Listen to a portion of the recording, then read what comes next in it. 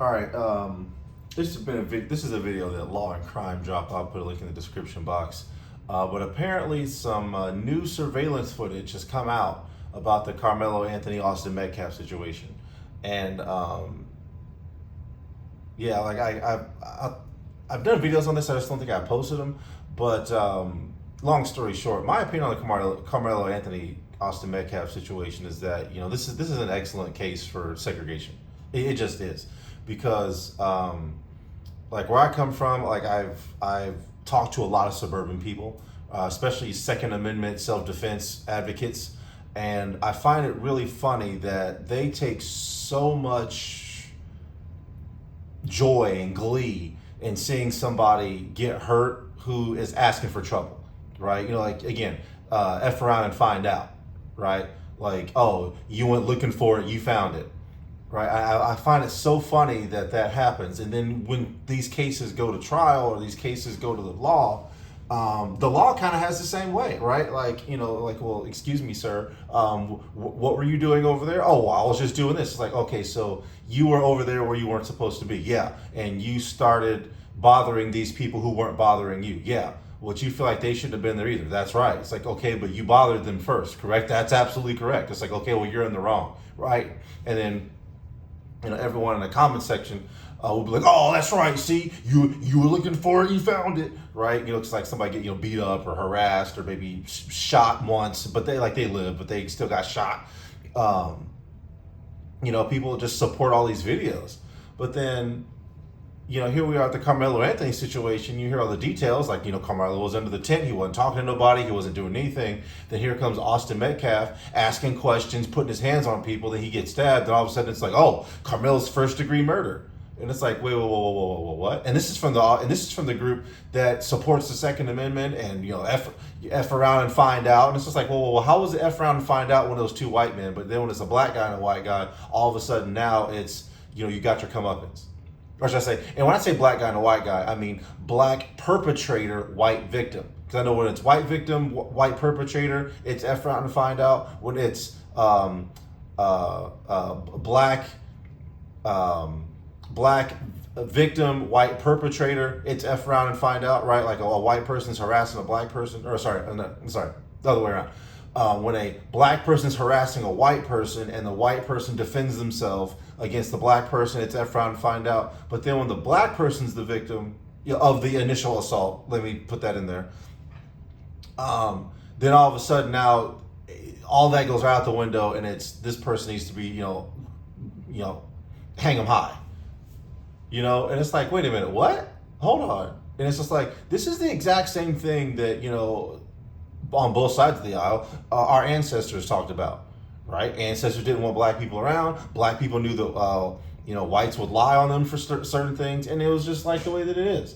And it's like, okay, well, it seems as though nothing has changed since then, especially with this being the generation that sits there and prides itself on, oh, we've made so many strides towards racial equality. It's like, have we? I mean, look at this case, have we? But anyway, long enough intro, let's get to it. I've been wondering where the surveillance footage is because it hasn't been released yet. And you know how it goes when they don't release footage. Sometimes it goes one way, sometimes it goes another. But usually if the longer they hold on to it, it usually means that's usually not the narrative, or they're waiting for the pushback to formulate, and then they'll come out and be like, ha, we were right from the beginning.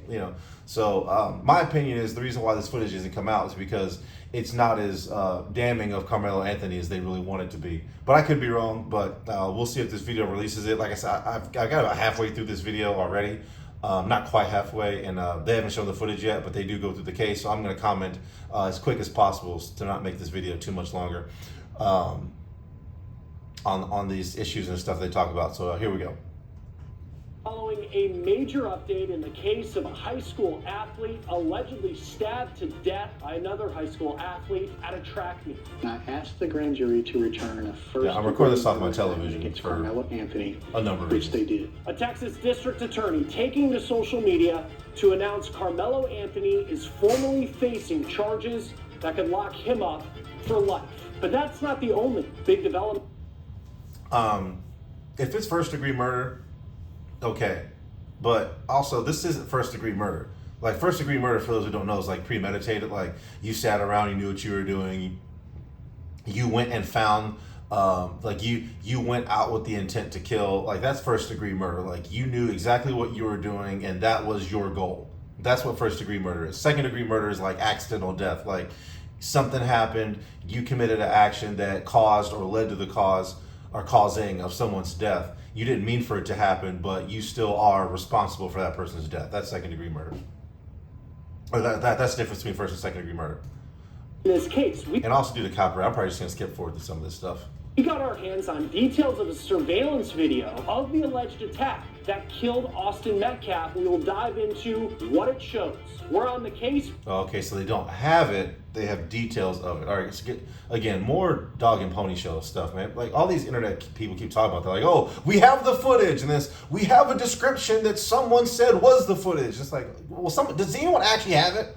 Right, which makes me wonder what's going to happen here. And I think they're trying to get the public all riled up, like, oh, this ninja over here stabbed one of our good white folks, and that's the way that it is. And then when it goes to trial, find out that no, what black people thought was the case, which is Austin came over and put his hands on him, and Karmelo's self-defense. That's actually what comes out in the trial. And then when it's like, well, he gets acquitted, then we got George Floyd in the opposite direction, right? But anyway, let's keep going. Presented by Law and Crime, I'm Chris Stewart.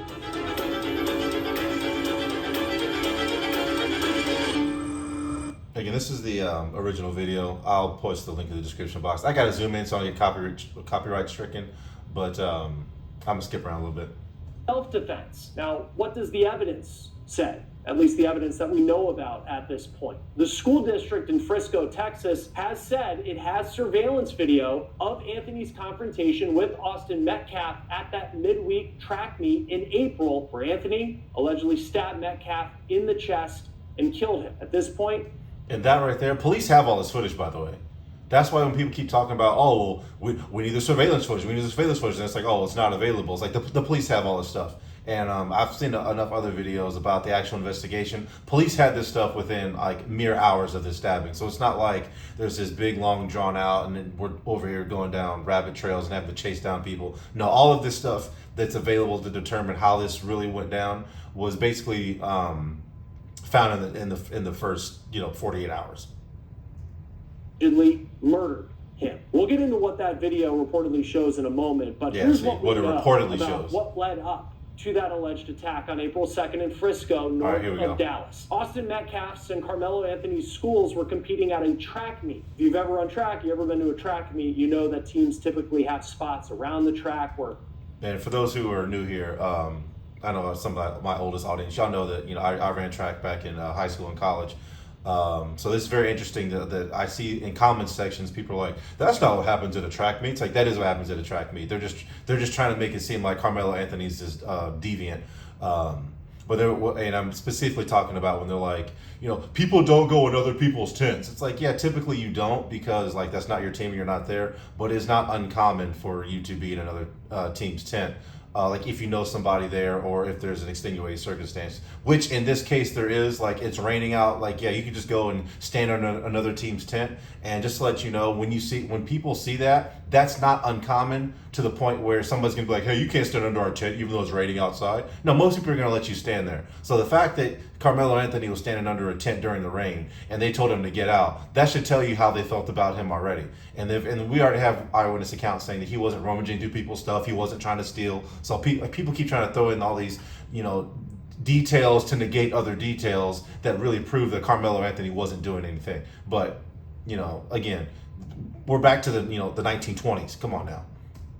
Athletes can hang out with their teammates in between events. In Austin Metcalf's case, he was with his twin brother and their teammates under a tent, according to police, because rain had started to fall and that delayed the track meet. Now, witnesses say another athlete who wasn't on Metcalf's team stood under the tent. His name was Karmelo Anthony. Karmelo Anthony, class of 2025. Tournament bars at their sports district that we found on YouTube. I'll skip stuff so I didn't get copyright stricken because some of the stuff is fluff, but whatever.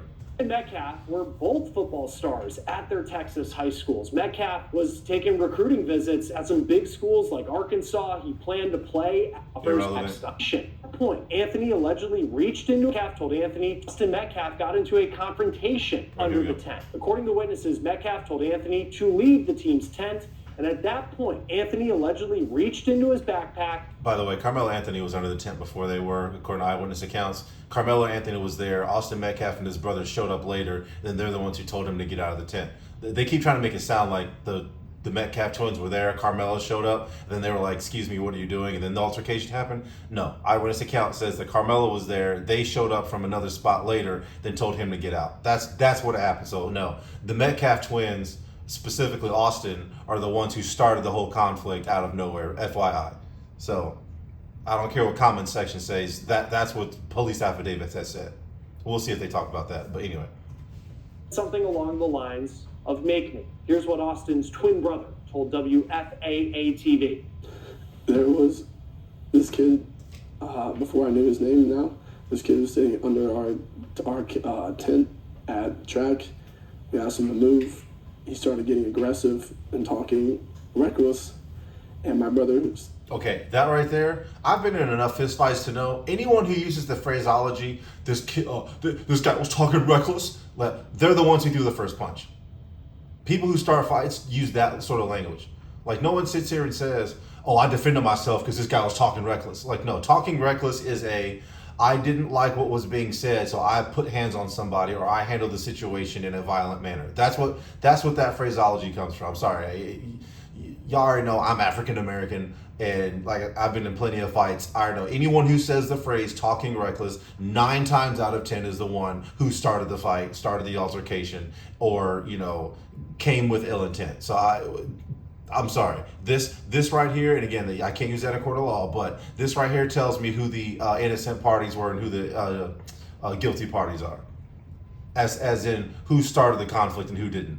Yeah, Austin's brother just spilled the beans. Now, again, most people, like, I know a lot of people haven't been in fights and altercations, so to them, this is like, oh, that doesn't mean anything. I was like, yeah, it means you haven't been punched in the face or punched in the stomach enough times. I know exactly what this is like. He's talking reckless. Yeah, you started it.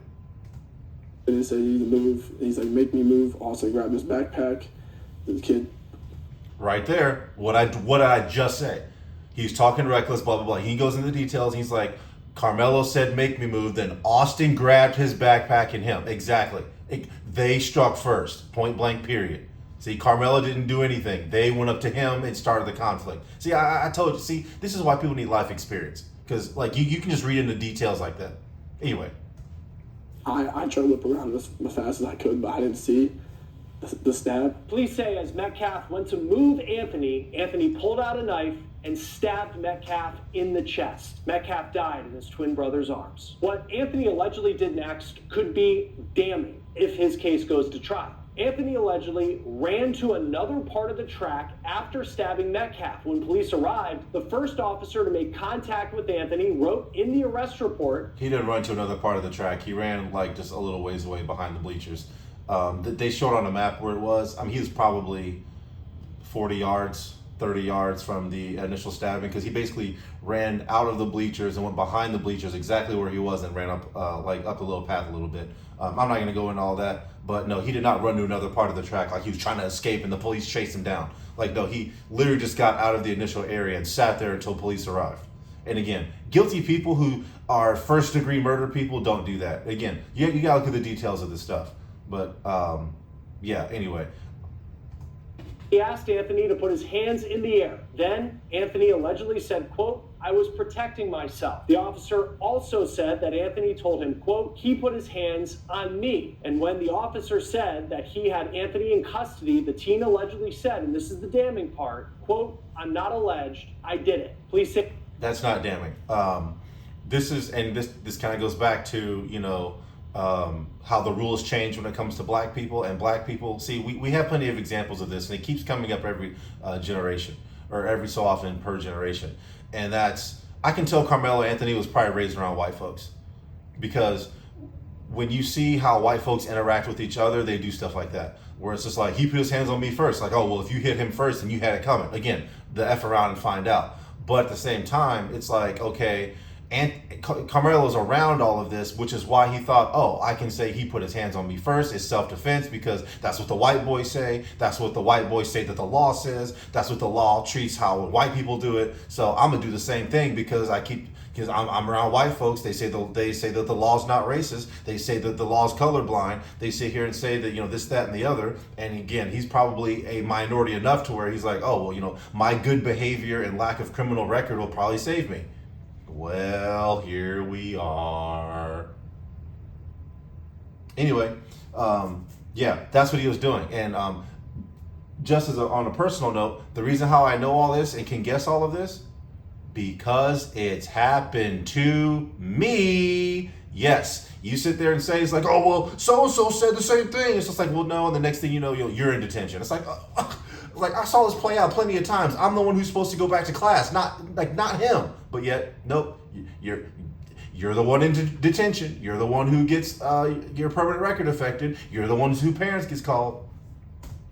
And he ditched the knife and ran before he was arrested by officers who note in their reports that Anthony was hysterically crying when arrested, and he asked if Metcalf would be okay. Anthony was initially held on $1 million bond, but then the judge in this case, less than 2 weeks after he was arrested, lowered Carmelo's bond to $250,000, which he was able to make. Now, first off, $1 million bond on a crime like this is excessive. So the judge was right to lower. I know there's a whole bunch of controversy talking about, oh, she only lowered his bond, like especially from Nate the lawyer. You're like, oh, he lowered his bond because they have the same skin color. No, it was appropriate to lower that bond. People have had less bond for more heinous crimes. Per WFAA of Anthony walking free, he will have to wear a GPS monitor, be on house arrest, and he checks in with the court each Friday. And if he doesn't follow those rules, he will go back into custody. Before we get back to this episode of On the Case, I want to talk about something important because a lot has to do with www.forthepeople.com. I know, I follow a YouTuber that lets all that stuff play out. I don't. Let's move on. Advertise on your own stuff. But according to KDFW, Anthony's defense argued at a bond hearing that he wasn't a flight risk and $1 million was just too high of a bond for his family to be able to afford. Exactly. The lowering of the bond to $250,000 made the judge the target of threats. Collin County, Texas posted on social media. And by the way, minimal security was given to that judge, from what I heard. I mean, maybe she had a whole bunch, but from what I heard, yeah, when she did that, they just let the death threats roll in. I'm pretty sure she had just normal security, maybe an officer maybe followed her around, but yeah, I heard that she wasn't given all of a sudden this protection because she was a judge. And again, if people want to talk about skin color, it's like, yeah, let's go back. Let's see, what does a judge look like? Oh, look at that. Oh, so we gave a sitting judge no security or little security when death threats in a major national case has just been released. Very interesting. Oh, and they're like, oh, she's a Democrat shill. Actually, she's Republican. There you go. So see, being right-leaning doesn't protect you either. Again, ask me how I know. But we're aware of a social media post on this platform that appears to dox a sitting judge. Sharing a judge's private information is a crime and will be prosecuted to the fullest extent of the law. Cameras may not be allowed in court for this case, but there is so much of this trial that is very visible playing out in the court of public opinion. A crowdfunding site has raised more than $500,000 for Carmelo Anthony's defense. People saying that they believe Carmelo is not a murderer and that he acted in self-defense. Anthony's family held a news conference saying they have become the victim of threats. Here's Anthony's mom speaking per KDFW. In wake of this tragic incident, our family has been under attack. Whatever you think what happened between Carmelo and the Metcalf boys, my 3 younger children, my husband, and I didn't do anything to deserve to be threatened, harassed, and lied about. And the tension... Yeah, and the police have done nothing to help them really, by the way. That's why his family moved, which... That's another thing. Like, they moved because of the death threats, but then, or should I say, they didn't move, but they just relocated because they still have their house. And when they talked about them relocating, people over here like, oh, these people bought a house with all of the money that they got from the basically GoFundMe. All right, and other people like who actually have two brain cells to rub together, they appropriately called that out. They're like, how do you buy a house? How do you look for a house, get a house, look at the house, buy the house, go through all the paperwork it takes to get a house, close on a house, all in 2 weeks? Where is this going on? Right, but people are still over here like they bought a house with the money. Like, how is that possible? Right, and Austin and Carmelo's mom even said the same thing. She's like, we haven't seen a dime of the money yet. It's like, yeah, of course they haven't. And GoFundMe even came out and said that. They're like, yeah, they haven't pulled the money out because they can't due to some rule at the time. I mean, I think enough time has passed now, but GoFundMe has a thing where it's like you have to hit the goal, and then you have to go through some process, and they didn't go through the process yet. So again, just more racism. Families has been high. At that same news conference, Jeff Metcalf showed up. He's Austin's dad. He was there. He stood in front of cameras and sunglasses and protest until he was escorted out per KTVT. Jeff Metcalf is shout out to the dad for Jeff Metcalf for telling people not to make this racial. Also been vocal on social media, and he posted a response to the news that Karmelo Anthony, his son's alleged killer, had been indicted on a charge of first-degree murder. I'll tell you what he said in just a moment, but let's get to this grand jury indictment. Earlier this spring, our community was shaken by what happened at a school track meet in Frisco. All right, I'm gonna stop it right there to make this kind of a part one, and I'll do part two here in a little bit. I'll probably do all this in one setting, but I'm gonna cut it up so it's not overdriving. I don't think my phone can handle all this as one file size. So this is the end of part one. Part two coming.